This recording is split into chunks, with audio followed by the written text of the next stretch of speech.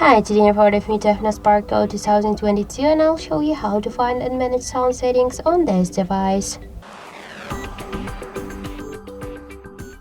So first open the settings application and then tap to the sound and vibration. Here you will see media call, alarm, ringtone and notification volume panel. Just to change the volumes we should slide to the left or to the right side these dots. So here we will see the increasing incoming ringtone switcher. Just to activate or turn off this option, you should use this switcher. To change vibration focal settings, select never, always, or vibrate, then ring gradually. Or we could also activate or turn off the don't disturb mode with the help of the switchers. Also, we could change the duration for quick settings and to display options for hidden notifications.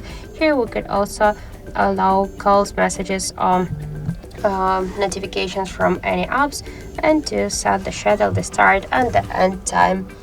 So let's go back. Here we got shortcut to prevent ringing option. We could turn it on or turn it off and switch it for vibration to mode. To change ringtone, notification and alarm sounds, and here in this down section we got dial button, screen lock and lock sounds, charging sounds and vibration, touch sound and the touch vibration. So by click on the switchers we could use all of these options.